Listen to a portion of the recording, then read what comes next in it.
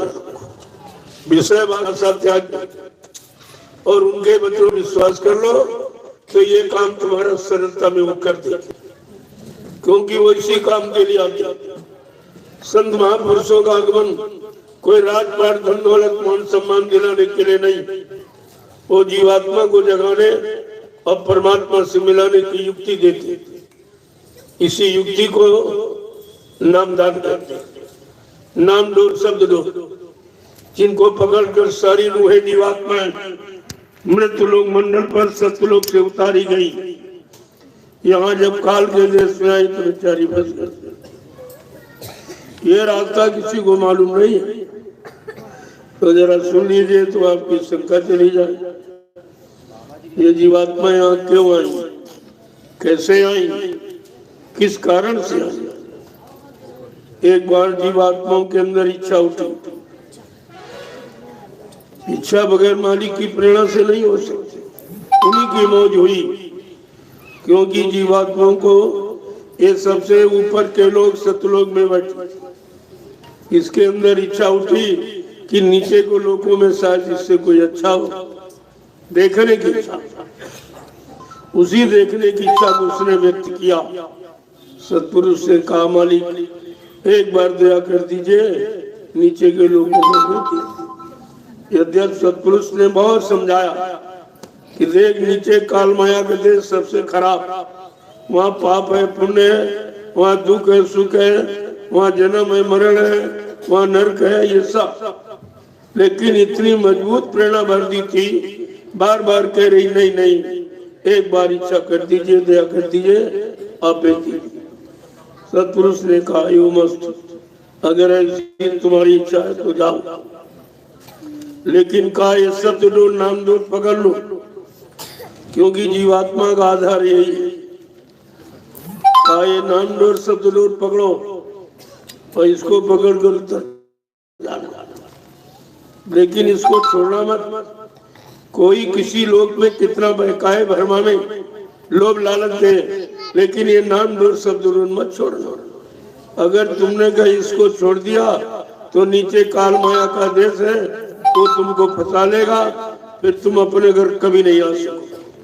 बहुत समझा बुझा के, ऐसे एक बार की नहीं उठा के फेंक दिया, बहुत समझा बुझा के।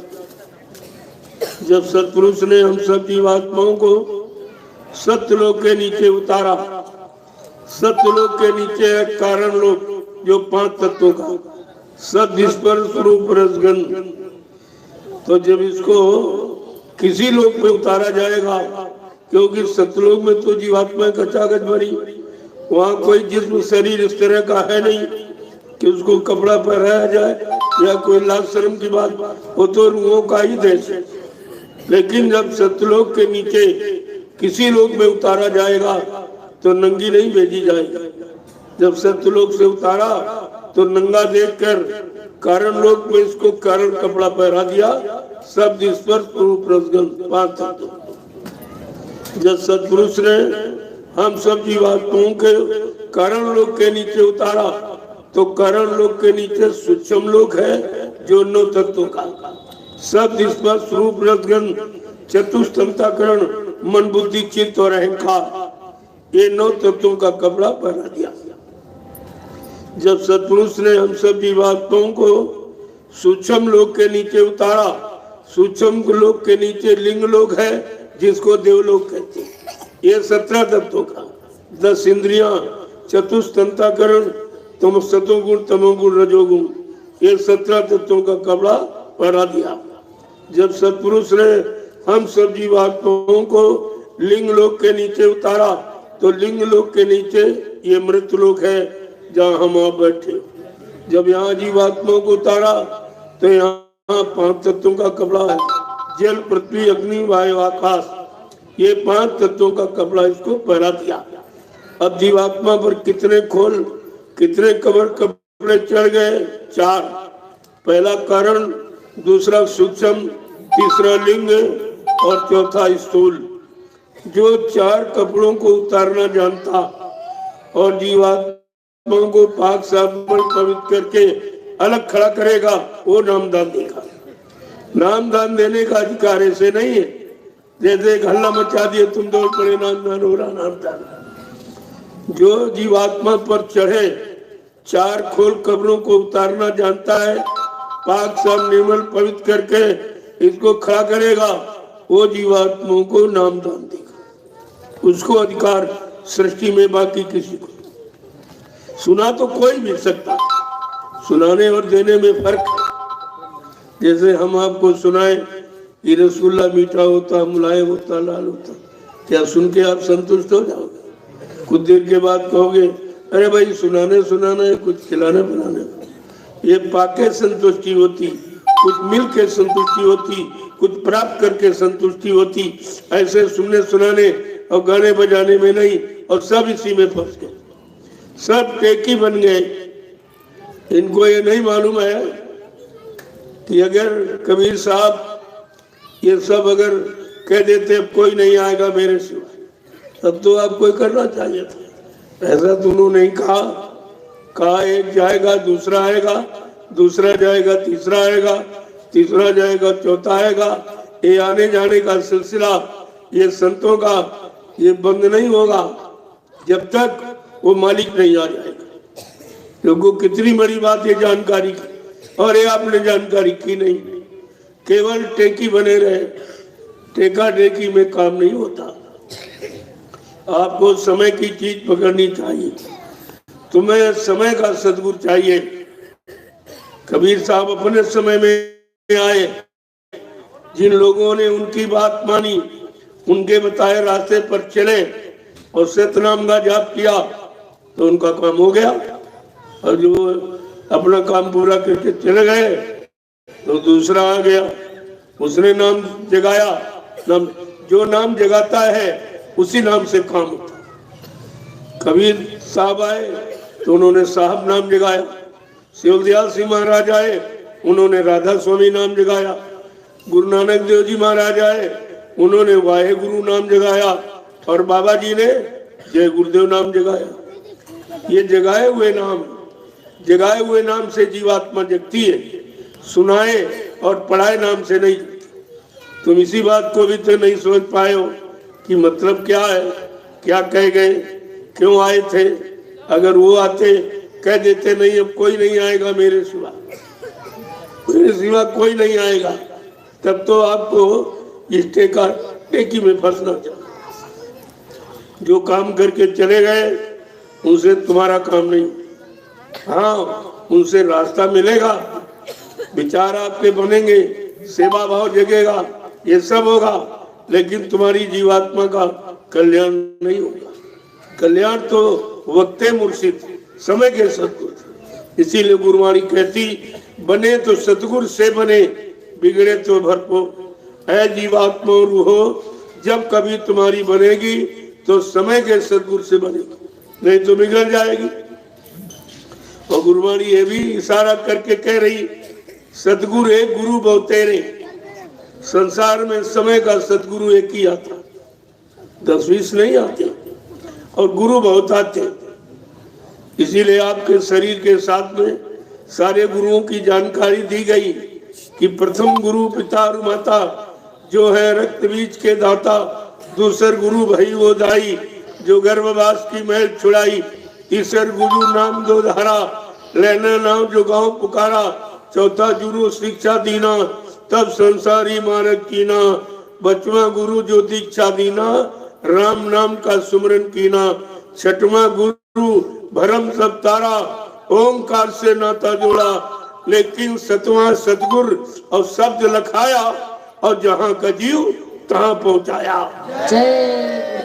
ये समय के सतगुरु का काम, ये आपको पकड़ के रखना चाहिए। लेकिन आप सब टेकी बन गए, टेका टेकी में काम बिगड़ गया, जान के तान खड़े रहे, कोई काम जीवात्मा का नहीं हुआ। बाद में आप दोषारोपण करते हो कि हम कबीर साहब के शिष्य से हमारी जीवात्मा क्यों नहीं जगी, परमात्मा से क्यों नहीं मिल पाई। क्या कबीर साहब झूठे थे? झूठे वो नहीं थे, तुम्हारी पकड़ झूठी, तुम्हारा ज्ञान झूठा, तुम्हारी समझ झूठी। जो वो कह गए उसको तो आपने कभी किया नहीं। जिस रास्ते पर चलने के कहा वो रास्ते पर आप नहीं चले। उन्होंने कहा था शाकाहारी रहकर जब तुम नाम की कमाई करोगे इसी मनुष्य मंदिर में बैठकर, ये सच्चा मंदिर है जिसको भगवान ने अपने हाथ से बनाया, क्षितिजल पावक गगन समीरा, पंच तत्व या रचित शरीरा, जल पृथ्वी अग्नि वायु आकाश 5 मसालों को मिलाकर विचित्र कारीगरी से परमात्मा ने ये मनुष्य रूपी मंदिर बना के तैयार कर दिया। और इसी मंदिर में उसने अपनी चेतन मूर्ति जीवात्मा को बैठा दी। उसमें ईंट पत्थर वाले में तो कुछ बैठा नहीं, न कोई जीवात्मा परमात्मा की मूर्ति बैठी है, नकली मंदिर और नकली मूर्ति। हाँ, वो केवल यादगार स्थल है कि यहाँ बैठकर तुम सुमरन करना, ध्यान करना, भजन करना, सत्संग करना, चर्चा करना, इसके लिए ये बाहर में स्थल बनाए गए। लेकिन वो तो आपने किया नहीं, और जो नहीं करना चाहे उसी में फंस गए और महापुरुषों पर दोषारोपण करते हो। तुमको ये कुछ मालूम ही नहीं है कि इंसान ने ये पत्थर वाला बनाया और भगवान ने ये बनाया, ये मनुष्य मंदिर। तो भगवान अपने वाले में रहेगा कि तुम्हारे वाले में, या तुम्हारे वाले ईंट पत्थर में कभी आया था कि आया है कि आएगा? इस पर तो आपने कोई विचार किया नहीं, न किसी संत महापुरुष की शरण में गए और न संत वचनों को आपने सुना, न उनकी कोई शिक्षा आपने मानी, जो उन्होंने नाम का आधार दिया कि नाम की कमाई करो, 24 घंटे 8 घंटे दाम की कमाई। क्यों? शरीर, परिवार, बाल बच्चों के पालन पोषण के लिए खेती करो, दुकान करो, दफ्तर करो, बिजली व्यापार मजदूरी करो, आए गए का सत्य सत्कार करो, लेकिन सच्चाई, ईमानदारी, मेहनत से करो, ताकि तुम्हारे पर किसी का कर्म कर्जा न चले। और समय निकाल कर 1 घंटा सुबह, 1 घंटे शाम आत्मा के घाट पर, इसी मनुष्य मंदिर में देखो, ये आत्मा का घाट है, ये मन का घाट है, ये दुआ का घाट है, ये दया का घाट है।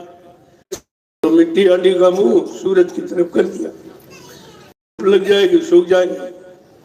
छत के ऊपर बंदर बैठा था, इसमें चने तो फट से कूदा और ढना मिट्टी गाड़ी में ऐसे और डाल गया, इसे मुट्ठी भर ली। अब डाला था तब हाथ तो सकरा था, और मुट्ठी भर ली तो चौड़ा हो गया। अब वो बार बार खींच रहा, नहीं निकला। अब वो अज्ञानता में क्या कह रहा कि मिट्टी की आड़ी ने मेरा हाथ पकड़ लिया, मिट्टी की आड़ी में मेरा हाथ पकड़ लिया। ये कभी नहीं समझ रहा कि हमने चने पकड़े। अरे तू चने छोड़ दे, तुमको किसने पकड़ा? इसलिए अगर काल माया के इस नाशवान सामान को जो हम पकड़े हैं, कहते हमको पकड़ा, हमको तुमने पकड़ा है। अगर तुम ये सब छोड़ दो तो तुम्हें कोई यहाँ पकड़ ही नहीं सकता। यही संत महापुरुष बताने के लिए आते हैं। उनका केवल काल माया के देश में आपको काल के सामानों से मुक्त कराना और दयाल का सामान नाम को पकड़ना और पकड़ के अपने घर को चले। बस इतनी बात आपको समझनी। अगर ये बात समझ में आ जाए तो इसमें देर कितनी लगेगी, लेकिन ये छोड़ना बहुत मुश्किल, क्योंकि कितने युग निकल गए, सतयुग, त्रेता, द्वापर, कलयुग। इसको पकड़े पकड़े तो पकड़ पर जब ज्यादा समय निकल गया तो हम समझते हमारा, और आप कहने लगे ये हमारा, ये हमारा, ये हमारा, ये हमारा। लेकिन ये भूल गए जब यहाँ से चलोगे, अगर तुम्हारा होता तो तुम्हारे साथ जाता। कितने लोग रोज तुम्हारे परिवार, समाज, मोहल्ले, गांव से जा रहे हैं और रोज आप देख रहे हो, अनुभव कर रहे हो, ये सब खाली जा रहे, कुछ लिए नहीं जा रहा। न जमीन लिए जा रहा, मकान लिए जा रहा, न पद पत्नी, बाल बच्चे, न सोना चांदी, न रुपया पैसा, कुछ नहीं लिए जा रहा है। तो ये तो खाली जा रहा है। और ये भूल जाते हो कि एक दिन तुमको भी जाना है। तो जब ये सबकी स्थिति है तो तुम्हारी क्या कोई अलग होगी? तुमको एक दिन सब छोड़ के जाना पड़ेगा। इसलिए संत महापुरुष सारे संबंधों, सारे रिश्तों के बारे में जानकारी देते हैं। कि तेरी तक पत्नी का नाता, देहरी तक ही पत्नी का नाता, पोली तक माँ का नाता है, मरघट तक जाते भाई बंधु, पर हंस अकेला जाता है। कहते जब हंस चला, हंस माने जीवात्मा जब चली तो कोई साथी नहीं बना, न पत्नी पति के साथ जा रही, न पति पत्नी के साथ जाने के तैयार, न भाई भाई के साथ जाने के तैयार, न बेटा बाप के साथ, न बाप बेटा, कोई किसी का साथी।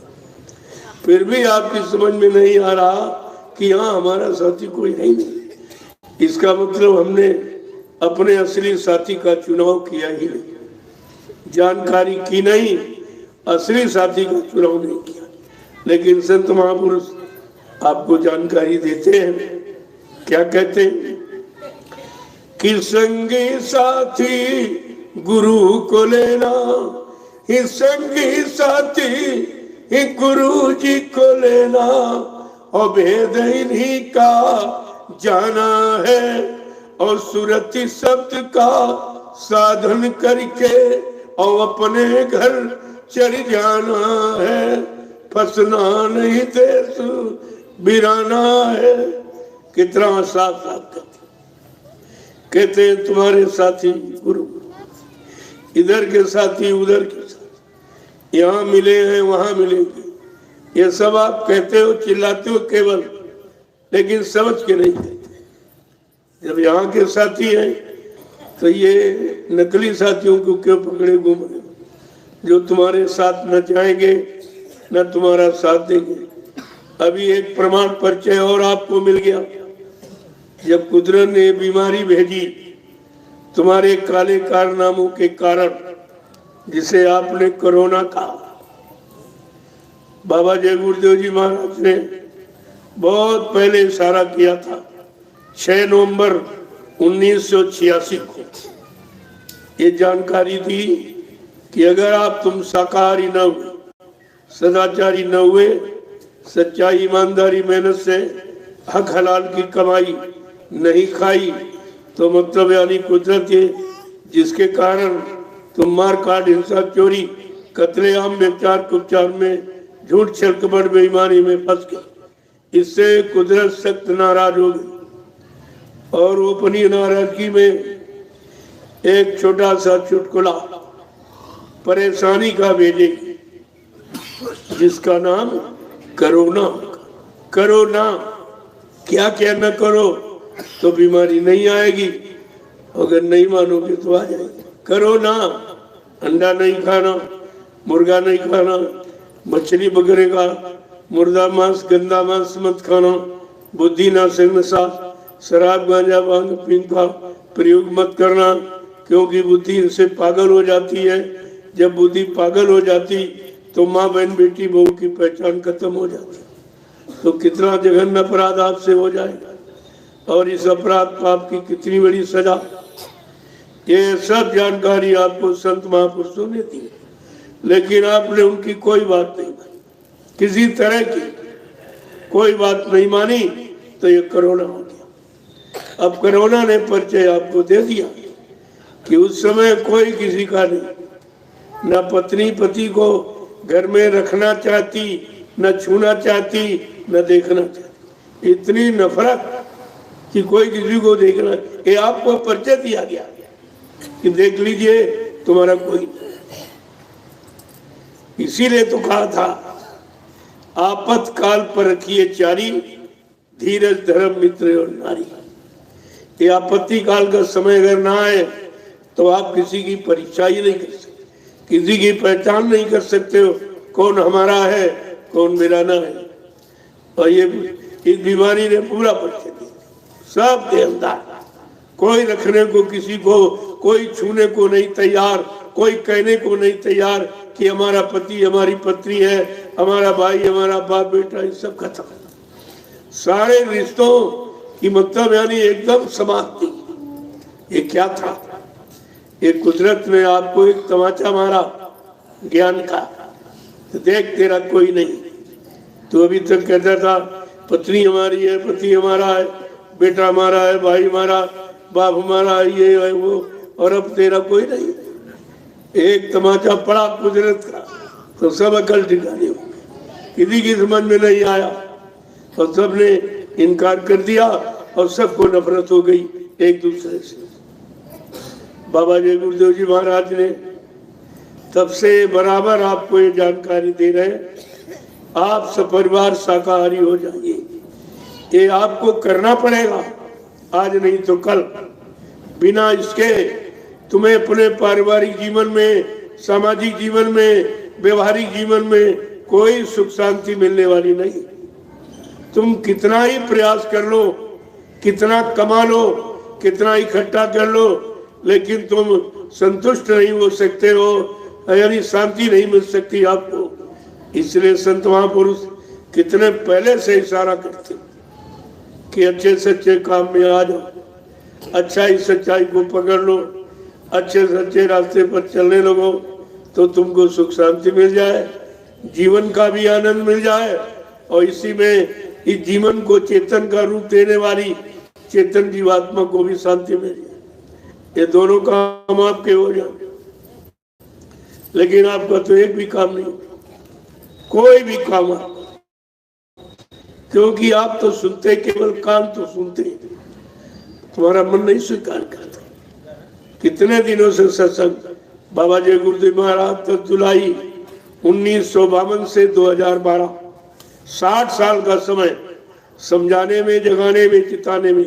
इतना समय किसी संत ने इस भारत भूमि पर जो आए, इतना समय जीवों के लिए किसी ने नहीं दिया। जगाने का इतना समय नहीं दिया। कबीर साहब तो बहुत सख्त थे, उन्होंने तो कहा सुनी माने नहीं थे, धक्के दो चार। अगर कहना सुनना नहीं मानता, मारो धक्का, कभी उठे होश में आएगा तब चलेगा। लेकिन नहीं, आज समर्थ मालिक ने कहा नहीं भाई, ये कलयुग का जीव कमजोर है, ये गंदा है, ये भोगी विलासी है, ये शक्तिहीन है, ये चरित्रहीन है, इसके पास कुछ नहीं। तो इस पर दया करो, इसको पकड़कर शक्ति ताकत देके खड़ा करो। नाम डोर शब्द डोर को पकड़ा के इसे कर दो और समझा बता दो। जब ये जान जाएगा, अभ्यास में लग जाएगा, तो धीरे धीरे चलकर जीवात्मा अपने घर पहुंच जाएगी। उन्होंने ये प्रयास किया। इस मृत्युलोक मंडल में प्रभु नाम का प्रचार किसी ने नहीं कराया, ये पहली पहचान है। पूरी सृष्टि में प्रभु नाम का प्रचार किसी ने नहीं कराया। हमारे पिछले इतिहास बता रहे हैं कि सतयुग में योगियों ने हरि नाम जगाया तो हरि नाम का प्रचार, त्रेता में ऋषि मुनियों ने राम नाम जगाया तो राम नाम का प्रचार हुआ, द्वापर में कृष्ण नाम जगाया गया, कृष्ण नाम का प्रचार हुआ। लेकिन कलयुग में कौन सा नाम जगाया गया? जो कलयुग में संत पधारे, उन्होंने ये नाम जगाए, कहा जगाए नाम से जीवात्मा जगेगी, और वो नाम काल शक्तियों के द्वारा जगाए गए। और ये नाम जो संत महापुरुषों ने जगाए, ये दयाल शक्तियों के नाम। जीवात्मा दयाल देश की ले रहने वाली, इसलिए संतों के द्वारा जो नाम जगाया गया वो जीवात्मा को दयाल देश पहुंचाने वाला। और काल शक्तियों के द्वारा जो नाम जगाया गया, लोगों ने उसको माना, उसके अनुसार चले तो काल शक्तियों को अधिकार है राजपाट, धन दौलत, मान सम्मान, पद पत्नी, बाल बच्चे दिलाने का।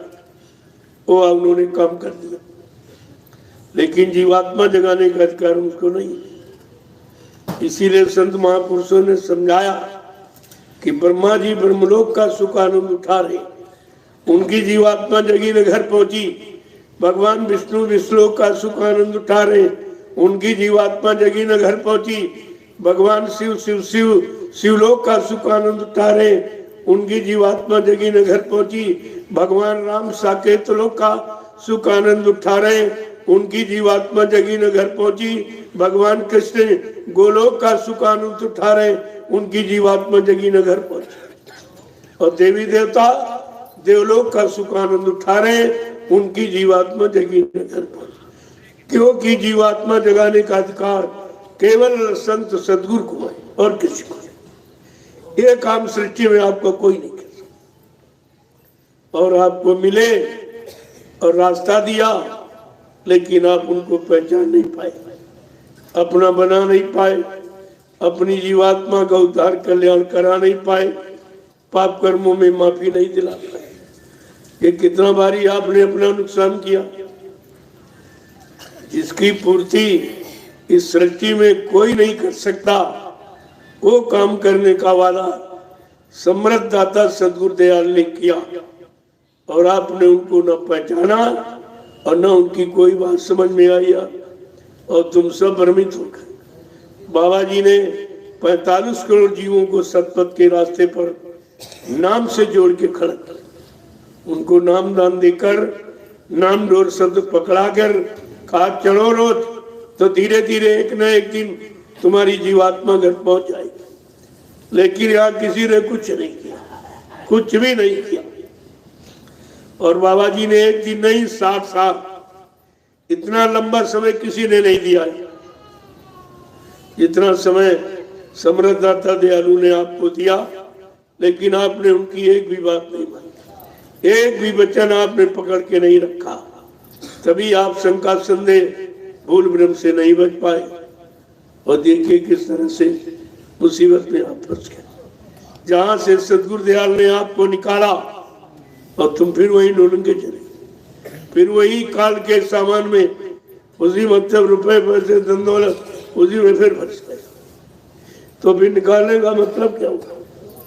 और तुम्हारा मथुरा जाने का, दर्शन करने का, सत्संग सुनने का, सेवा देने का, सेवा करने का, गुरु के वचनों का प्रचार करने का, गुरु से नाम दान लेकर सुमरन ध्यान भजन करने का मतलब क्या निकला?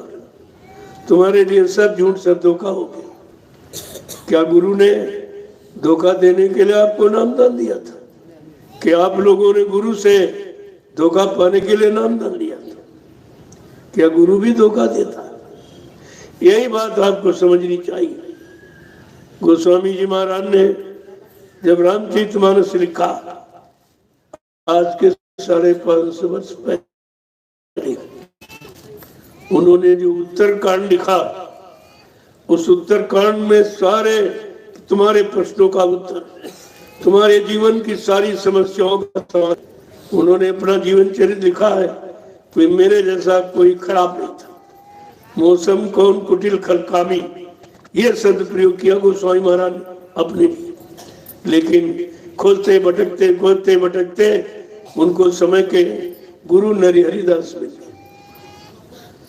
मिल गए। उन्होंने नाम दान दे दिया, नाम की युक्ति दे दी, बस वो नाम की कमाई में लग गए। क्योंकि इधर तो देख चुके थे सर, संसार की काल की माया की मार खा चुके थे, तो जुट गए थे। गुरु की दया हो गई, उनका काम बन गया। जब काम बन गया तो सोचा कि हमने तो बड़ी मेहनत परिश्रम से पाया, चलो कलयुग के जीवों के लिए कोई सहूलियत कर दे।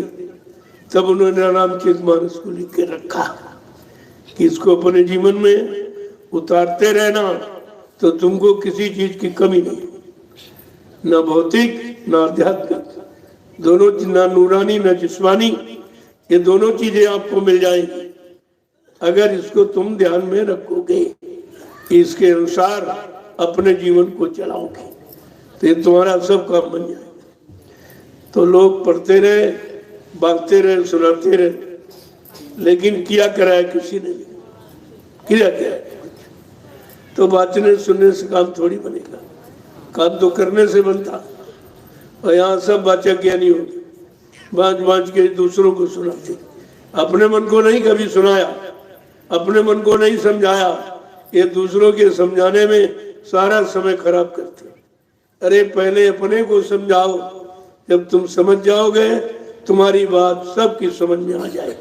अगर तुमने नहीं समझा और केवल कहने में लग गए, न तुम्हारा काम होगा, जो तुमसे सुनेंगे उनका भी काम।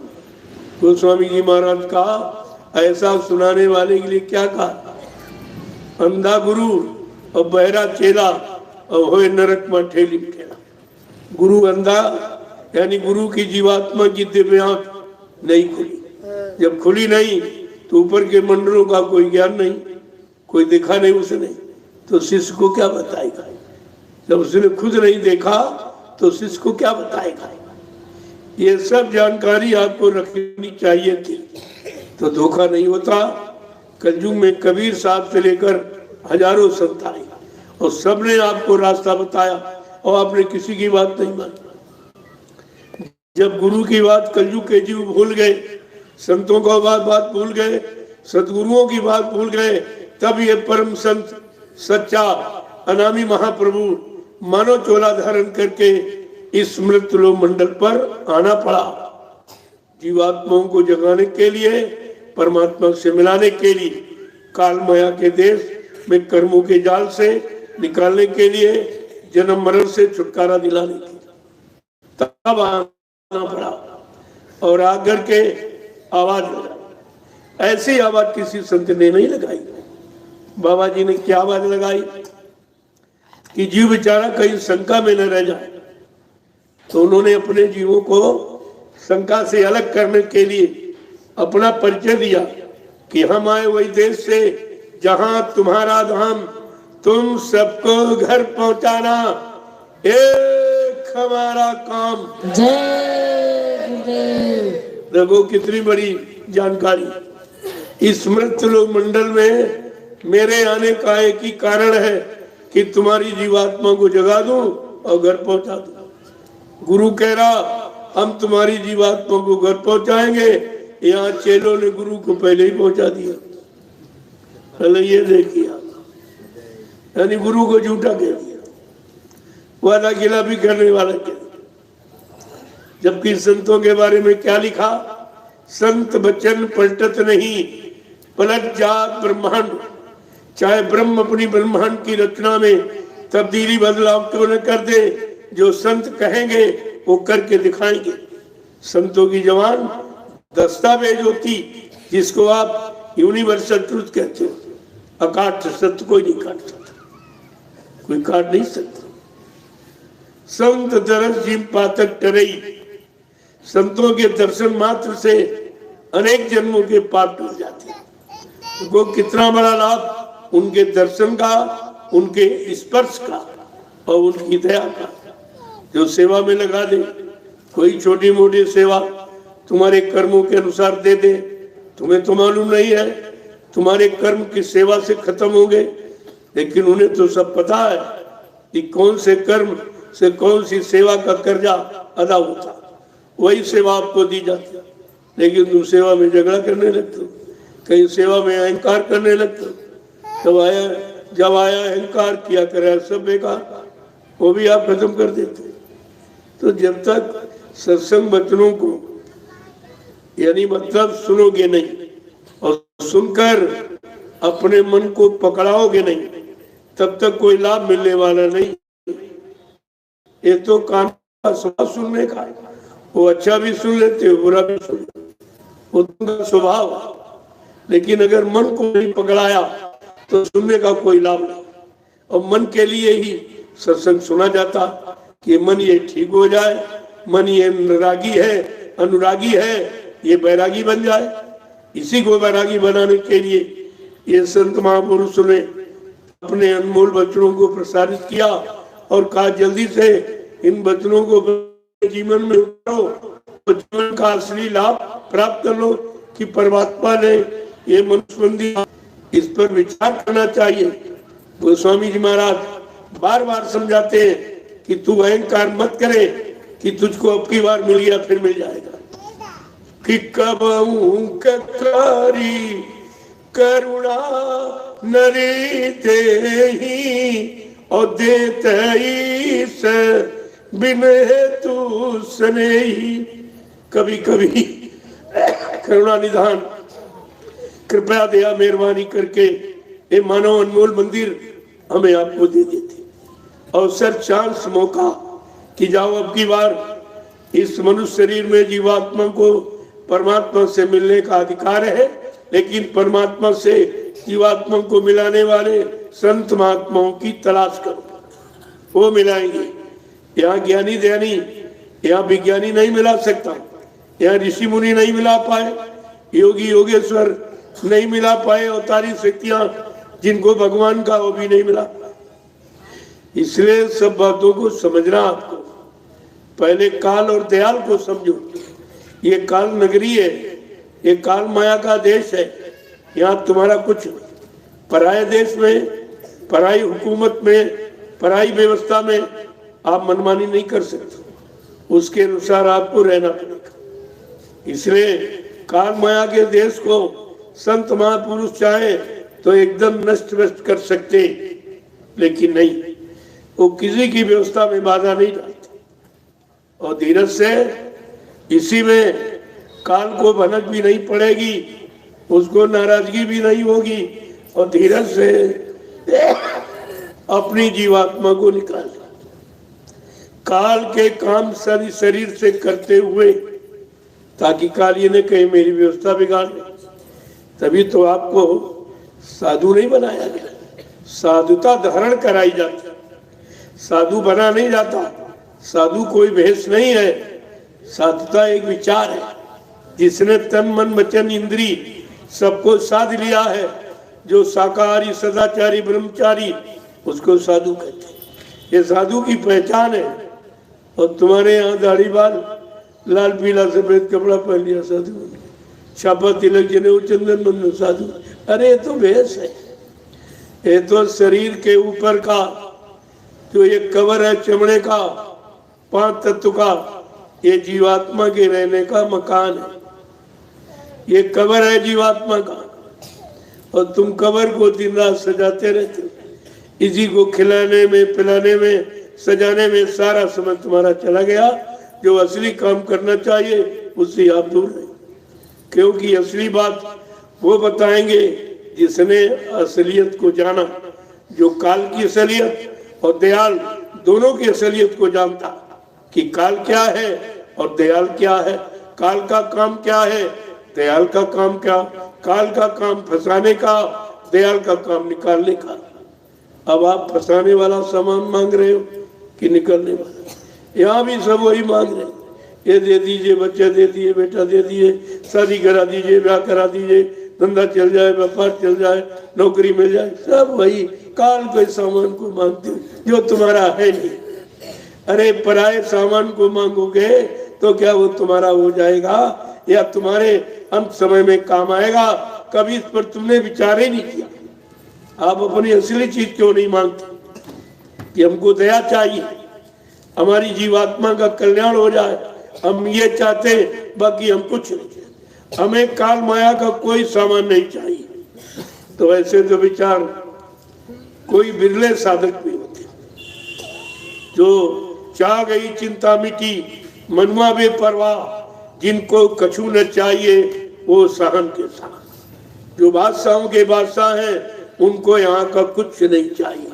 वो जानते हैं ये काल माया का सामान, ये पराया सामान है, ये हमारे साथ जाएगा नहीं, न जाने देगी, वो यहीं पर छीन लेगी, सब छीन लेगी, कुछ नहीं। सारा जीवन दूसरे के सामान को रखाने में, बनाने में हमने पूरा जीवन लगा दिया, और ये तुम्हारे काम आने वाला है। अगर इतनी बात समझ में आ जाए तो यही तो सत्संग है, सत्य संग। अरे जिस दिन तुम सत्य का संग कर लो, संग सत्य को पकड़ लो, बस सत्संग हो गया। और करना ही क्या? अब उसको पकड़ाने के लिए, उसको समझाने के लिए कितना समय, कितने प्रमाण, कितने उदाहरण आपको दिए जाते हैं। जब कबीर साहब आए तो जीवों को जगाने लगे, काल को बड़ी चिंता हुई। कहते रहे आप ये क्या कर रहे? मैंने कितनी मेहनत परिश्रम से अखंड तपस्या सत्पुरुष की और उसने एवं मस्त कह के हमको ये सुरतों जीवात्माओं का भंडार दे दिया, और आप कहते ले जाएंगे वो जगह। तो कबीर साहब ने कहा, तुझे जब भंडार दिया था तो ये भी तो कहा था सत्पुरुष ने कि मेरी एक संत सुरत, एक संत बोध मृत्यु लोक मंडल पर आता जाता रहेगा, जीवों को जगाता रहेगा, घर पहुंचाता रहेगा, तुम्हारी कोई दखलंदाजी नहीं होगी। कहा हाँ ये तो कहा था। तो काल कह रहा अच्छा ये बताओ, कबीर साहब से पूछ रहा है अच्छा ये बताओ आप कैसे ले जाओगे? तो कबीर साहब कहते 5 नाम के द्वारा, 5 नाम के द्वारा। तो ये सुनकर काल बड़ी जोर से हंसा, कहते तुम्हारे 5 नाम की आशा और हमारे यहाँ 84 फांसा, हमारे पास तो 4 खान 84 लाख, ये फंसाओ, ये फंसाने के साधन, और तुम्हारे 5 नाम क्या करेंगे? कबीर साहब कहते अरे मूर्ख, तुझे नहीं मालूम तेरी सारी 84 मेरे एक नाम में सिमट जाएगी। जो पहला नाम वो काल भगवान का है, इसी में तेरी सारी 84 सिमट जाएगी। फिर उसने कहा अच्छा ये बताओ, जो मैंने 2 लोहिया जाल बनाए, लोहे के समान मजबूत जाल, उनको तुम्हारा साधक भी नहीं तोड़ पाएगा न छोड़ पाएगा। तो धीरज से फुसला के कबीर साहब ने पूछ लिया भाई वो तेरे कौन से जाल है? कहा एक दौलत का, एक औरत, ये 2 जाल ऐसे हमने बनाए, इनको कोई कभी इनकार नहीं करेगा। लेकिन कबीर साहब ने फिर नहीं बताया, अरे अभी तो एक ही नाम की बात की है, अभी 4 नाम बाकी पड़े, वो क्या करेंगे? कहने का मतलब ये सब वार्तालाप हुआ। शुरू में आने में जो पहले आया, एक नई व्यवस्था और नया काम लेके, उसको कितनी परेशानी उठानी होगी, पड़ी होगी उनको, क्योंकि यहाँ 3 युगों से फंसा जीव एक बार की कैसे निकलेगा? तो कबीर साहब को कितनी मेहनत करनी। तो वो पूछ रहे कबीर साहब कि हे काल भगवान, तू हमको ये बता, तूने धोखे का दरबार क्यों लगाया? तो कह रहा कौन सा? कबीर साहब कह रहे कि निरंजन स्वामी कैसो तेरो दरबार, निरंजन स्वामी कैसो तेरो दरबार। अय काल निरंजन, तूने कैसा ये धोखे का दरबार यहाँ लगाया, जीवों को बहकाने फंसाने भरमाने के लिए। आगे क्या पूछ रहे हैं, क्या कह रहे हैं कि पाखंडिन की जग में पूजा, संत को कहे लवार। पाखंडिन की जग में पूजा, संत को कहे लवार। विज्ञानी को परम ब्रह्म कहे, ज्ञानी मूढ़ गमार। निरंजन स्वामी कैसो तेरो दरबार। का जो पाखंड करते, जो बनावट सजावट दिखावट, उनकी तो यहाँ पूजा हो रही। जो सत्यदेव सचखंड से आए, जीवात्मा को सत्यलोक सचखंड पहुंचाने के लिए, उनकी लोग अवहेलना करते, निरादर करते, उनकी निंदा करते। ये कैसा तेरा धोखे का दरबार है? आगे फिर क्या पूछ रहे हैं कि बेसावोड़े खासा मखमल, गलमुतियन की मार। पति प्रता को खादी नाही, सूखे ग्रास आहार। निरंजन स्वामी कैसो तेरो दरबार। कहते जो स्त्री अपने पति को छोड़कर अन्य पतियों से संपर्क रखती, वो बेचा है। उनको लोग उनके गले में मोतियों के हार पहनाते, रेशम की साड़ियां पहनाती। ये पतिव्रता बेचारी मुश्किल से तन ढकने के लिए खादी मोटा कपड़ा और सूखी रोटी मुश्किल से पाती है। ये कैसा तेरा दरबार दुखी।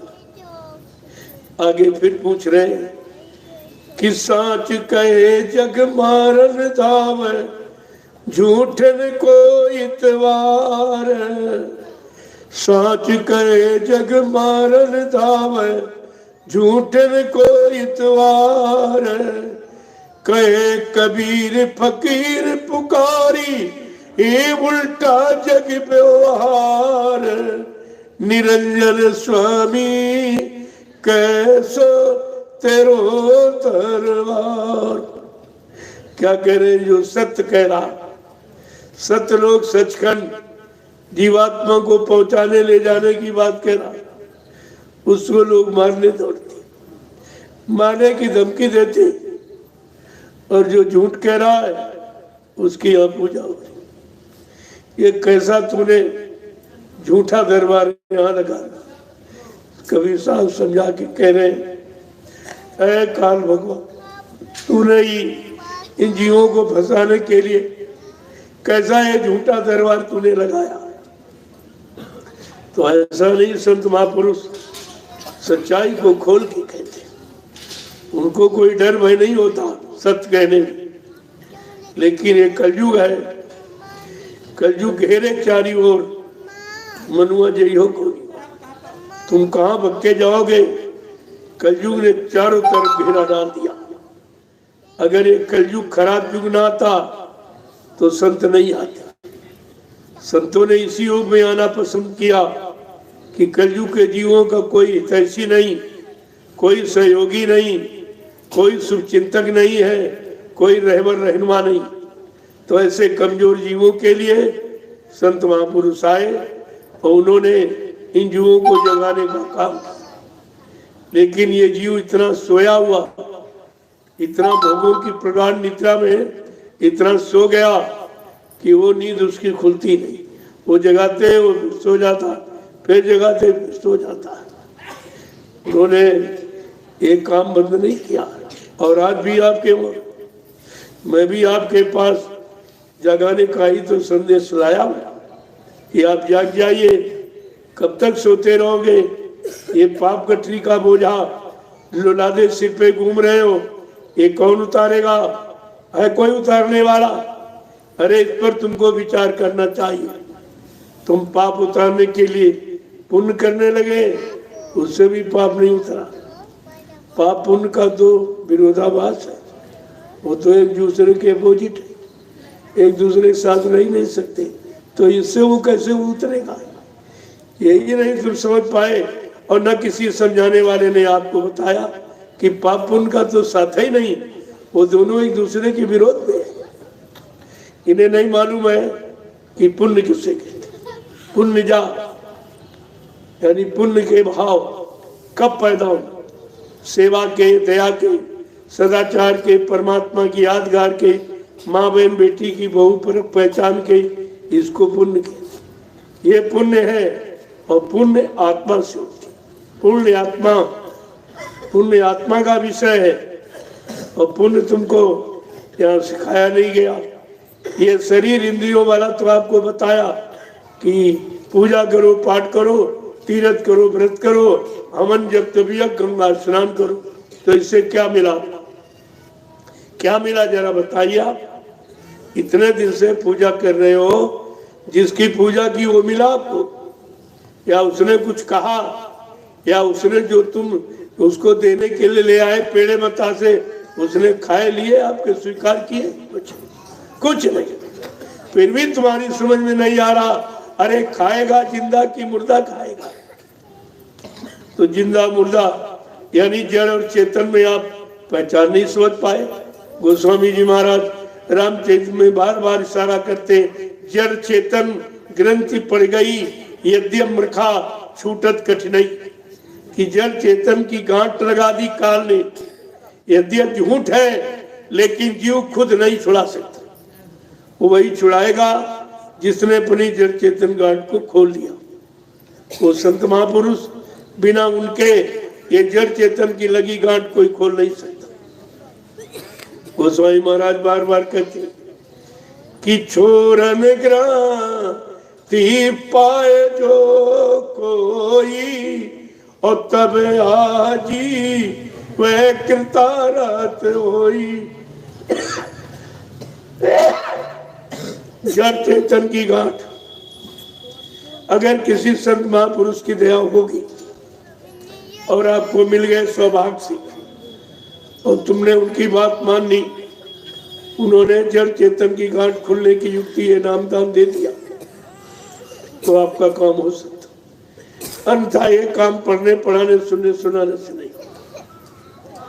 लेकिन ये भी कहा कि छोरन ग्रांति जान खगराया और बिघन कह करे तब माया। किसी संत महापुरुष से जड़ चेतन की गांठ खुलने की युक्ति अगर मिल जाएगी तो ये काल माया करने नहीं देंगे। ये जानते हैं कि अगर जड़ चेतन की गांठ जो संत महापुरुषों ने दी, अगर ये सब करने लगे और सब खुल जाएंगे, सब जीवात्माएं घर चली जाएंगी, मेरा देश वीरान हो जाएगा। उसको इतनी चिंता है जीवों को फंसाने की, लेकिन जितनी ज्यादा चिंता काल को जीवों को फंसाने की है, उससे करोड़ों गुना ज्यादा चिंता दयाल को अपने जीवों को निकालने की है। प्रेमियों, काल और दयाल की होड़ लग गई। अब आप ये देखो, तुम काल की पारी में खड़े हो कि दयाल की पारी, तुम काल का सामान इकट्ठा कर रहे हो कि दयाल के सामान को पकड़। अभी तक तुम्हारी समझ में नहीं आया कि काल का सामान क्या है, दयाल का सामान क्या है। और इतना समय आपने निकाल दिया सत्संगत में, लेकिन किया गया आपने कुछ। गोस्वामी जी महाराज 550 वर्ष पहले वो संत थे, गृह संत थे, और पूरा अनुभव गृहस्थी और विरक्ति दोनों का। तब उन्होंने रामचरितमानस की रचना की, ऐसे नहीं लिख दिया। और उसमें सारी युक्ति उन्होंने दी, कोई चीज छोड़ी नहीं उन्होंने, सारी नीतियों का भंडार, राजनीति, धर्म नीति, न्याय नीति, सत्य नीति, प्रेम नीति, सब भक्त। लेकिन तुम्हारे पास तो कोई नीति, किसी नीति का आपने अनुसरण नहीं किया, और तभी आप परेशान हो। तभी आपका आज पारिवारिक जीवन, सामाजिक जीवन, व्यवहारिक जीवन सब कष्ट में, सब दुख में, तकलीफ में, लड़ाई झगड़े में, दैवी प्रकोपों में, दुर्घटनाओं में, अकाल मौतों में चला गया।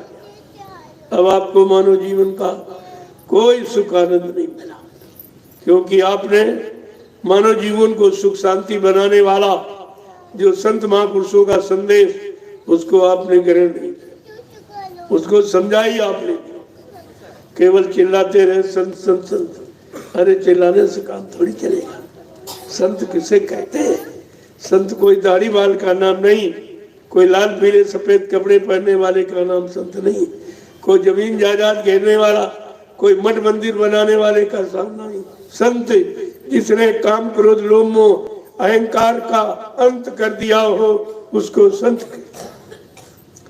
और इस काल माया के अंत देश से अपनी जीवात्मा को जगाकर वो उदार सतलोक पहुंचा चुका हो, उसको संत कहते।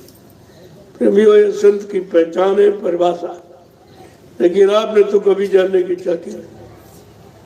मैं एक बार कबीर साहब का जो संत कबीर नगर में जो समाधि बनी हुई है, एक बार लोगों ने इसी तरह हमारा कार्यक्रम रखा 5 दिन का।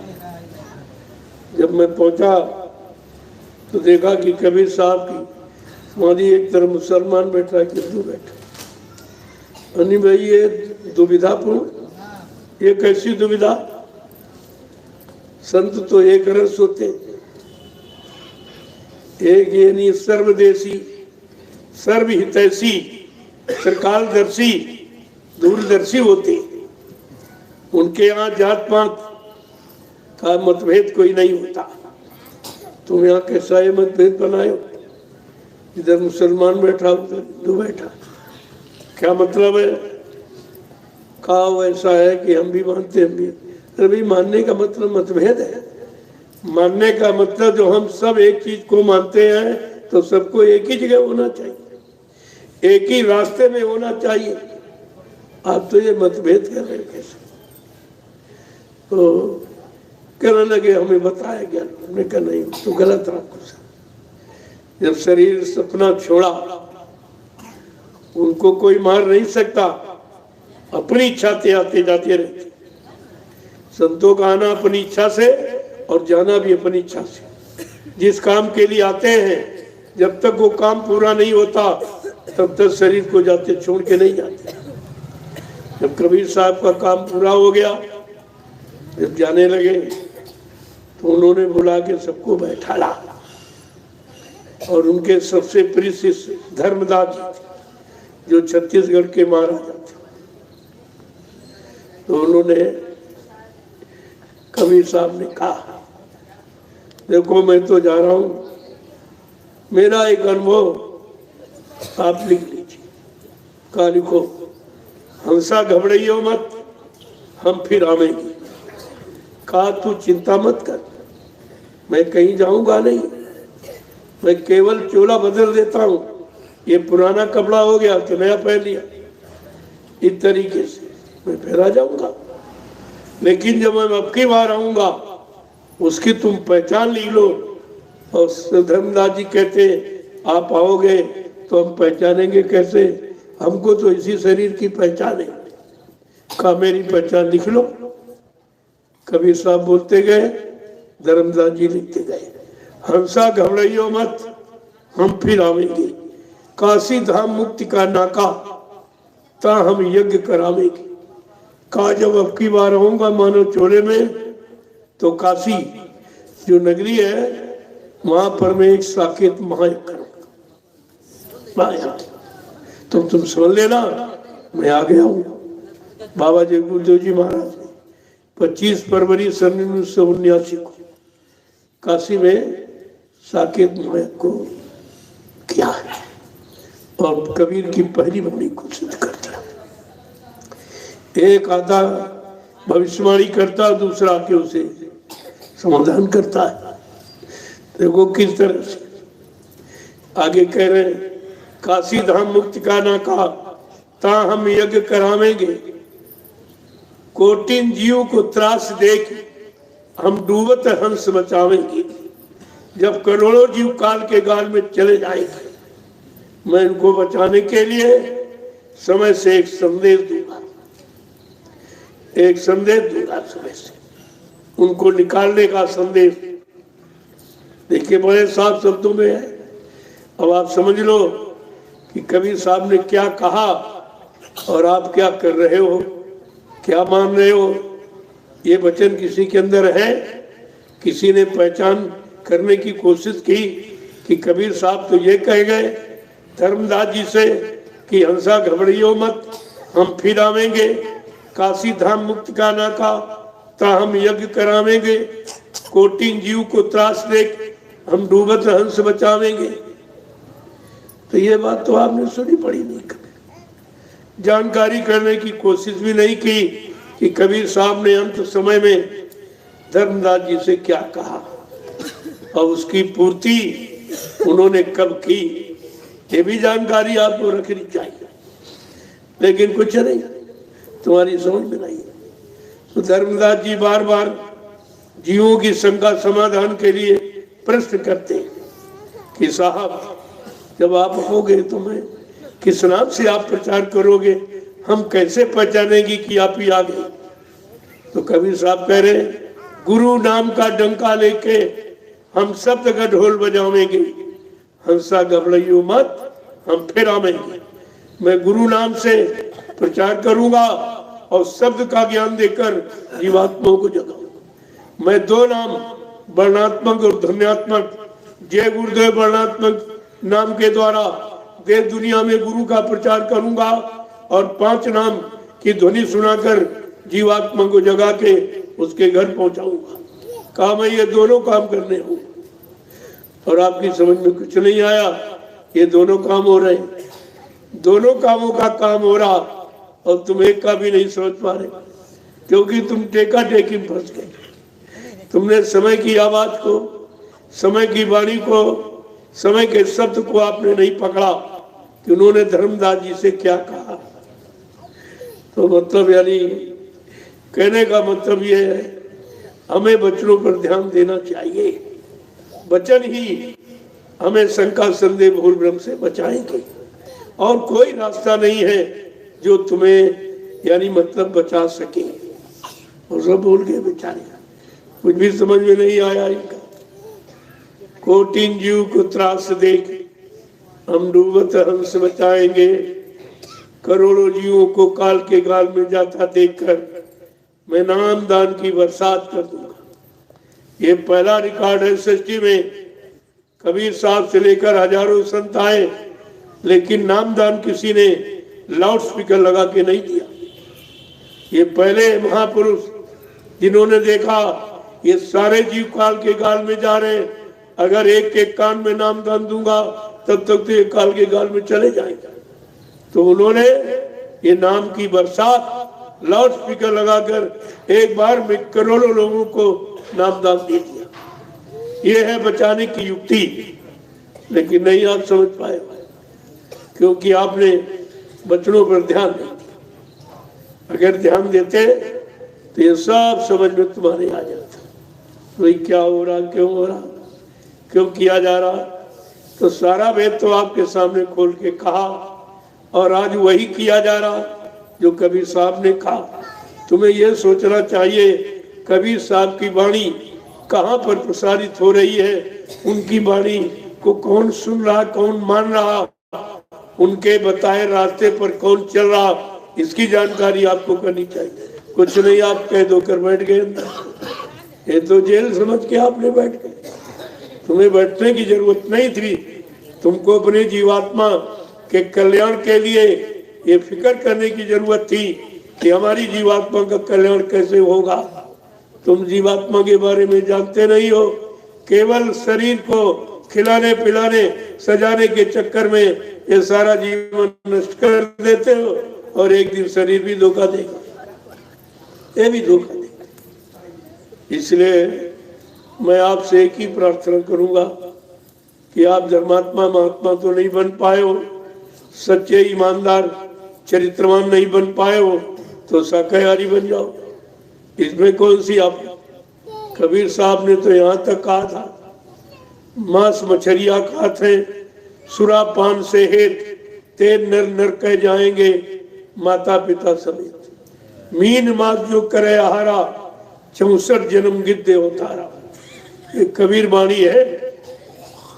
अगर आप उनकी बात मान लेते तो उनको आए लगभग 750 वर्ष हो गए। इतने दिनों में तो सब लोग जाग जाते, इस गंदे खान पान से सब लोग अलग हो जाते, बीमारियां तुम्हारे पास नहीं आती, क्योंकि बीमारियों को आपने बुलाया है। बीमारी गंदे खान पान गंदे कर्मों से आती, और तुम दोनों काम कर रहे हो खान पान भी गंदा कर रहे हो और कर्म भी गंदे कर रहे हो, तो ये बीमारी जाने वाली नहीं है। अभी तो एक चुटकुला बीमारी ने तुम्हारे लिए छोड़ा था, कोरोना नाम, करोड़ों चले गए एक ही झटके में, और किसी ने कुछ नहीं कर पाया। न कोई प्रधानमंत्री राष्ट्रपति मुख्यमंत्री तुम्हारी समान रक्षा हिफाजत कर पाया, न कोई डॉक्टर वैद हकीम कर पाया, न कोई दवाओं ने कर पाया। यानी कहीं से तुमको राहत शांति नहीं मिली, तुम फिर भी नहीं जानते हो ये कुदरत की नाराजगी। और कुदरत की नाराजगी केवल संत महापुरुष खत्म कर सकते, और किसी को नहीं मालूम कि कुदरत क्यों नाराज है, किस कारण नाराज है, उसकी नाराजगी कैसे खत्म होगी, वो केवल संत महापुरुष जानते हैं। बाबा जय गुरुदेव जी महाराज ने कहा कि भाई कुदरत तुम्हारे काले कारनामों से नाराज हो गई, मैंने उससे प्रार्थना की है, अरे भाई अभी थोड़ा सा रुक जाओ, मैं अपने बच्चों को सारे हिंदुस्तान में शाकाहार का संदेश देने के लिए भेजे देता हूँ। जब लोग मेरे शाकाहार संदेश को न सुने, न माने, न अपनाए, फिर तुम्हारी जो इच्छा मैं वो करना। जब लोग नहीं माने और सरकारों ने भी खुला ऐलान कर दिया मुर्गा काटो, बकरा काटो, मछली काटो, अंडा फोड़ो, इसके लिए लाइसेंस और परमिट बनाना शुरू कर दिया, तो इससे बड़ा अपराध पाप क्या हो सकता। यथा राजा तथा प्रजा, धर्मी राजा धर्मी प्रजा। अगर राजा धार्मिक होगा तो धर्म का प्रचार कराएगा, अच्छी बातों को जनता के बीच में फैलाएगा, सबको अच्छे सच्चे रास्ते पर चलने की प्रेरणा देगा। लेकिन अगर राजा गलत है तो फिर जनता को सुख नहीं मिल सकता। और बाबा जी ने ऐलान करके कहा, जोर लगा ले अहले जमाने, कब तक जोर लगाएगा, जग में जय गुरुदेव का झंडा लहर लहर लहराएगा। जय गुरुदेव। ये गुरु नाम का झंडा, ये सब का। और गुरु तो हर युग में रहा, लेकिन जब गुरु के आगे जय, पीछे देव लगा दिया गया, तुम शंका में हो गए कि जय गुरुदेव नाम कहाँ से। अरे गुरु तो बीच में बैठा है, जय तो ये शिष्टाचार है, जय राम जय कृष्ण जय सबके आगे पीछे लगाता है। और देव जो तुमको सब कुछ दे, बदले में कुछ न ले, उसको कहते हैं देवता। ऐसे कौन से देवता है जो आपको सब कुछ देते, बदले में कुछ नहीं लेते। पहला ये धरती देवता, आप बैठे कोई किराया मांग नहीं आपसे। कितने बुरे कर्म पाप कर्म सब इसी पर करते हो, गंदगी फैलाते हो, लेकिन धरती मां कभी बदले की भावना नहीं। ये है कि पहला देवता है जो हमारा आधार है। अगर धरती न होती, हम आप कहाँ पैदा होते, कहाँ रहते, ही काम करते आप। दूसरा है सूर्य देवता, सूरज पूरब में निकलता पश्चिम में डूबता, जब तक धरती पर रहता आपको प्रकाश देता है, और बदले में एक पैसा भी आपसे नहीं लेता, कोई नहीं लेता बदले। तीसरा चंद्र देवता, चंद्रमा पूरी रात प्रकाश देता, ठंडक, और सबसे आवश्यक जो हमारी जीवन शक्ति है, ऑक्सीजन प्रदान करता, जो यहाँ कोई आपको फ्री नहीं दे सकता। देखिए आप। चौथा है वायु देवता, कैसी शीतल मंद हवा चलती है, एक नया पैसा आपसे नहीं मांगती। अगर सरकार की बनाई हवा का प्रयोग करो, कूलर पंखा एसी, तो पैसा लग जाएगा। और पांचवा है जल देवता, यानी मूसलाधार बारिश होती बेशाक, जिससे प्रकृति हरी भरी हो जाती और एक पैसा नहीं लेती। यहाँ अगर कोई पानी की व्यवस्था बना दे तो बगैर पैसे आपको पानी नहीं देगा। ऋषि मुनियों महात्माओं ने पहले ही कहा था कि आगे ऐसा समय आएगा भारत देश में जब दूध और पूत और पानी इनकी बिक्री होने लगे तो समझ लेना कंगाली आ जाएगी। आज ये सब हो रहा है, दूध भी बिक रहा, पूत माने बिकने का, जो दहेज ये बिक्री है, बेटे को बेचना ये भी बिक्री है। और पानी, जहाँ इतनी नदियां, इतना भारी समुद्र है, यानी मतलब इतने जलाशय, इतने कुएं, लेकिन फिर भी पानी यहाँ बिक रहा है। देव मृथा न हो देव ऋषवाणी, ये झूठ नहीं होता। जब वो कह गए झूठ नहीं हुआ तो संत महापुरुष कहेंगे क्या झूठ हो जाएगा। यही आप नहीं समझ पाए।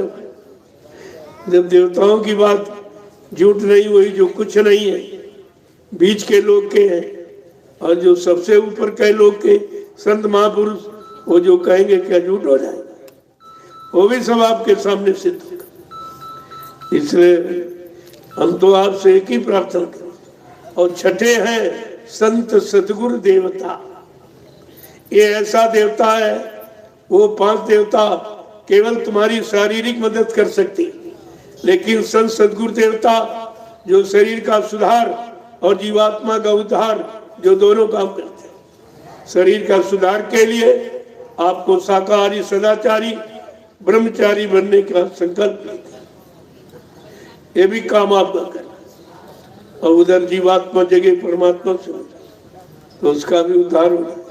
शरीर का सुधार और जीवात्मा का उद्धार, ये दोनों काम करने आते हैं।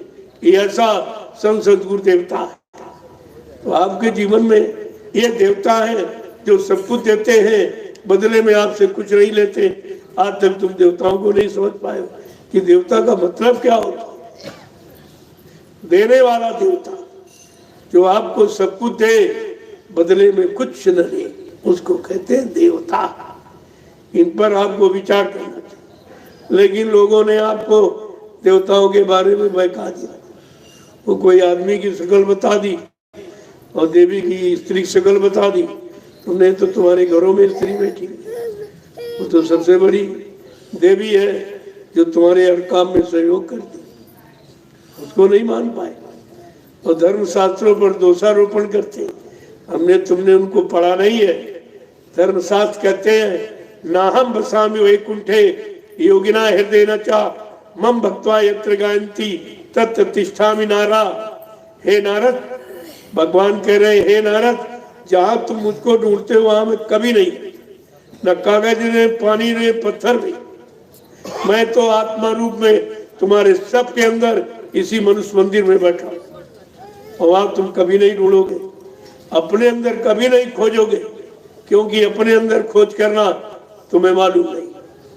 वो तो कोई संत महापुरुष मिल जाएंगे जिन्होंने अपनी जीवात्मा को अपने में जगाया और जगा करके घर पहुंचाया। जब वो मिल जाएंगे तुम्हारी जीवात्मा को जगाने का रास्ता दे देंगे, आपका भी काम हो जाए। इसलिए एक ही प्रार्थना हम आपसे करेंगे, आओ प्यारे सतगुरु शरण में एक दिन आना जरूर होगा। आओ प्यारे सतगुरु शरण में एक दिन आना जरूर होगा। सत्संग सेवा और भजन गुरु का एक दिन करना जरूर होगा। भूल भरम में ये जन्म गमायो, सुख शांति को कहीं भी न पायो। ये जग स्वार्थ इका परिवारा, एक दिन कहना जरूर होगा। आओ प्यारे सतगुरु शरण में एक दिन आना जरूर होगा। सत्संग सेवा और भजन प्रभु का एक दिन करना जरूर होगा। कि धन दौलत ये महल खजाने, इनको मूर्ख क्यों अपना माने। इस तन नगरी और तुच्छ देश से एक दिन चलना जरूर होगा। इस तन नगरी और तुच्छ देश से एक दिन जाना जरूर होगा। आओ प्यारे सतगुरु शरण में एक दिन आना जरूर होगा। चोरी हिंसा झूठ कमाई, पाप पुण्य का भेद न पाई। चोरी हिंसा झूठ कमाई, पाप पुण्य का भेद न पाई। कितना साफ साफ कह रहे कि बुद्धि विवेक ज्ञान के खातिर, कि बुद्धि विवेक ज्ञान के खातिर इस सत्संग करना जरूर होगा। प्रेमियों में बुद्धि, बुद्धि में विवेक ज्ञान। पूजा सत्यवाब के आया नहीं, बहुत पूजा की कुछ नहीं आया, बहुत पाठ किया, कागज बांचे, तमाम पानी फैलाया, तमाम बाह्य आडंबर पाखंड किया, लेकिन कोई काम आपका नहीं हुआ। क्यों? काम तो अंदर से होगा, बाहर में कुछ नहीं। और तुमने सारा समय बाहर में ही लगा दिया, गंवा दिया। इस खोल को पोल को सजाने में कितना समय, पूरा जीवन आपको चला गया और मिला कुछ। संत महापुरुष क्या कहते हैं कि अगर बुद्धि में विवेक ज्ञान लाना चाहते हो तो यहाँ सत्संग के सिवा कोई दूसरा उपाय नहीं। गोस्वामी महाराज ने क्या लिखा कि बिन सत्संग विवेक न होई, और राम कृपा बिन सुलभो न सोई। कि सठ सुधरहि सत संगत पाई, और पारस परसी कुदा तो सुहाई। कितना साफ साफ बता रहे। तुम्हारे घर में लिखा पड़ी, और 550 वर्ष पहले से जब तुमने उस पर नहीं, न उनकी मानी न इनकी मानी, तुमने किसी की नहीं मानी, न भूतकाल को जाना न वर्तमान में इनको माना, आज आपका भविष्य अंधकार में खड़ा हुआ। अब इसे प्रकाश में कोई नहीं ला सकता। तो क्या कह रहे हैं कि बुद्धि विवेक ज्ञान के खातिर इस सत्संग करना जरूर होगा। आओ प्यारे सतगुरु शरणु में एक दिन आना जरूर होगा। और सत्संग सेवा और भजन गुरु का एक दिन करना जरूर होगा। कहते ये कलयुग है। संत महापुरुषों कहते कलयुग में साधु नहीं बनता। साधु बना नहीं जाता, साधुता धारण की जाती। कलयुग में आपको यह काम अन्य युगों की बात है। क्यों कि कलयुग योग यज्ञ नहीं ताना, और एक आधार नाम गुण गाना। यही कली काल न साधन दूजा, और मन क्रम वचन गुरु पद पूजा। कि कलयुग केवल नाम आधारा, और सुमिरी सुमिरी नर उतर नहीं पारा। कितना खोल के कहा, फिर भी ये जीव बेचारा पुराने युग की साधना में जुट जाते। अरे भाई कलयुग के जीवो, तुम्हारे पास सतयुग की उम्र नहीं है, मन में सतयुग जैसी ताकत नहीं है, इंद्रियों में सतयुग जैसा संयम त्याग वैराग नहीं है, तुम्हारा अच्छा खान पान नहीं है, तुम्हारी अच्छी वो उम्र नहीं, लिहाजा वो काम तुम्हारे से नहीं, वो साधना तुम्हारे बस की नहीं है। कलयुग में केवल नाम। देखो यहाँ पर भी संकेत बड़ा अटपटा है। केवल का मतलब अकेला नाम। पढ़ते तो सब है, कहते कलयुग केवल नाम आधारा, और सीताराम राधे श्याम कहते। बात कलयुग की करते, नाम त्रेता द्वापर के लेने लगते। ये भी नहीं विचार करते हैं, बात तो कलयुग की जा रही। कलयुग केवल नाम, यानी कलयुग में केवल माने अकेला, अकेला नाम आएगा। जितने नाम आज तक आए सब सहायक शक्तियों के साथ, ब्रह्मा सावित्री के साथ, विष्णु लक्ष्मी के साथ, शंकर पार्वती के साथ, राम सीता के साथ, कृष्ण राधा के साथ, देवता देवी के साथ। लेकिन गोस्वामी जी महाराज क्या कहते हैं, कलयुग में केवल जो अकेला नाम, गुरु अकेला नाम है, एक अकेला नाम नहीं, सर्वशक्तिमान जो ऐसा बिगुल बजा रहा कि मैं जीवात्माओं को जगाऊंगा, इनको इनके घर पहुंचाऊंगा, जब तक इनको घर नहीं पहुंचा लूंगा मैं मानव शरीर को छोड़ के जाने वाला नहीं हूँ। जय गुरुदेव। प्रेमियों, कितना बड़ा ऐलान है, कितनी बड़ी आपके लिए सीख है। लेकिन आपने सीख को भी नहीं पकड़ा और सब मैदान छोड़ के भाग गए, गुरु की शरण चरण छोड़ के सब चले गए। जबकि संतों ने कहा कि मुक्ति कहाँ रहती है, न कागज में, न पानी में, न पत्थर में, मुक्ति संत चरण की दासी, मुक्ति संतों के चरणों में रहती। और तुमने समय के संग सदगुरु के चरण छोड़ दिए और शरण छोड़ दिए, तो तुम्हारा काम कहाँ होगा? तुम अपने काम की बात सोचो कि तुम्हारा काम समय का कहां से होगा। इसलिए समय आपको दिया। अब आपको कलयुग में घर गृहस्थी परिवार नहीं छोड़ना, बहादुरी के साथ कोई कार्ता नहीं दिखानी, क्योंकि तुम्हारे पर कर्म कर्जा है। कर्म कर्जा के उतारने के लिए एक गृहस्थ आश्रम में आपको प्रवेश किया गया। एक पत्नी मिल गई, वो बेटा मिले, कुछ बेटियां मिल गई, ये सब कर्म कर्जा। धीरज से उसको उतारो और इसी में समय निकाल कर नाम की कमाई करके अपने जीवात्मा का काम भी करो, तुम्हारे दोनों काम हो जाएंगे।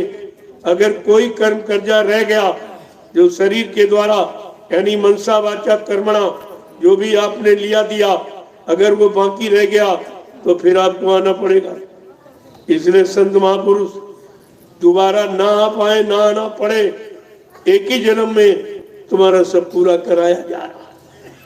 कहा एक जन्म में पूरा तो हो जाएगा, लेकिन कुछ महंगा पड़ेगा, अनंतों जन्मों का कर्जा है। इसलिए ये काफिला निकाला गया। काफिला माने तपस्या, ये तपस्या कराई जा रही। ये सर्दियों में जो भाग दौड़ आप कर रहे हो, ये छोटा काम नहीं, आज के युग में कोई नहीं करे, ये किसी के बस की बात नहीं है। ये है तपस्या कलयुग की। आपको समझना चाहिए कि आप भजन तो कर नहीं सकते हो, लेकिन पीछे दौड़ सकते हो, पीछे चल सकते हो। अगर पीछे दौड़ना और चलना समझ लिया तो हमेशा की भाग दौड़ तुम्हारी खत्म हो जाएगी। फिर काल माया के देश में ये भाग दौड़ आपको नहीं करना पड़ेगा। इसलिए ये सब काम किया जा रहा है। देखो कितना बड़ा लाभ है।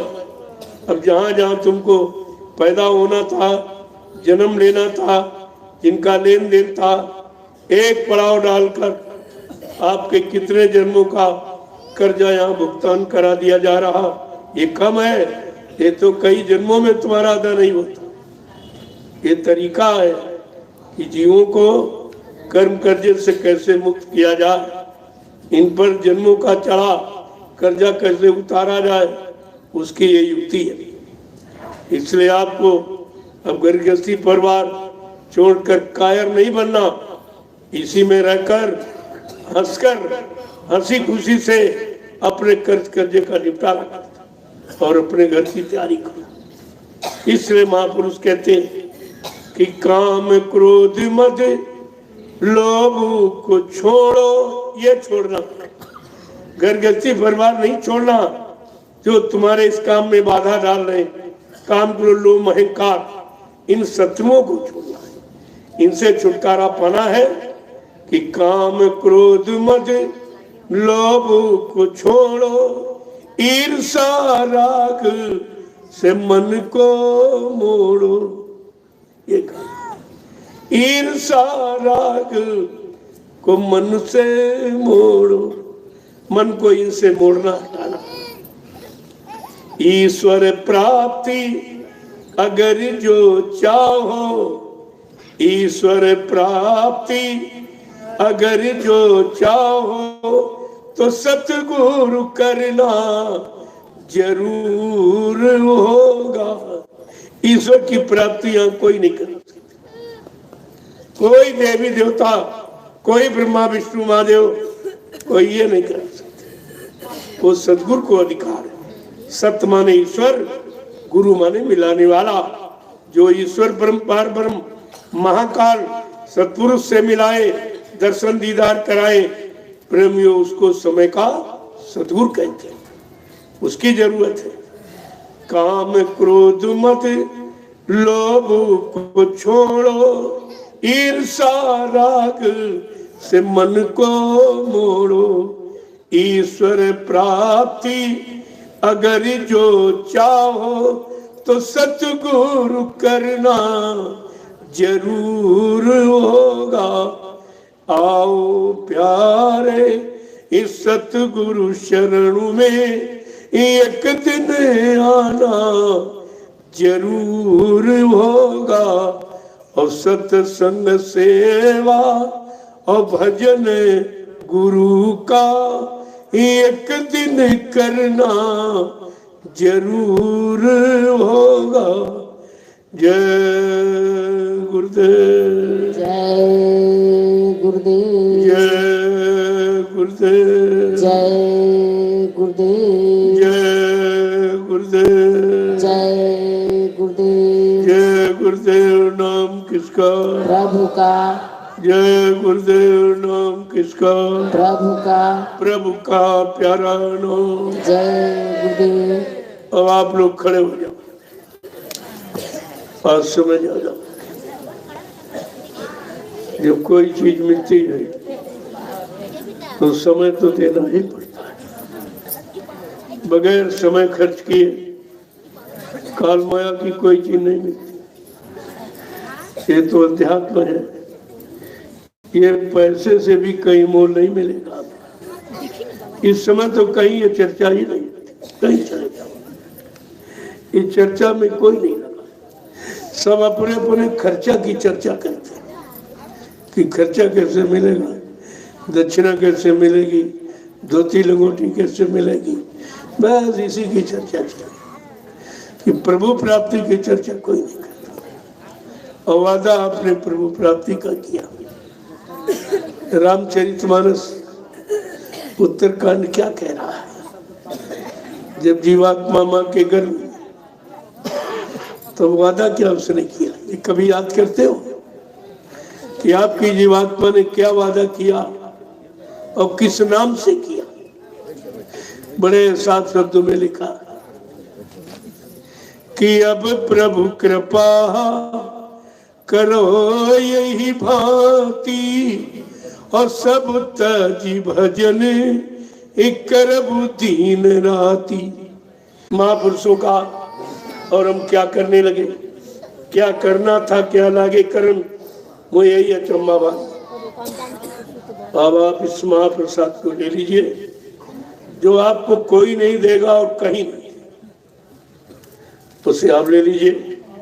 अभी मैंने आपको परिचय दिया कि आपके सोनपुर में अभी घूम घूम गलियों में पुकार लगा के दरवाजे दरवाजे ये प्रसाद लोगों को बुला के दिया गया कि आज तक तुमको किसी ने बुला के प्रसाद दिया?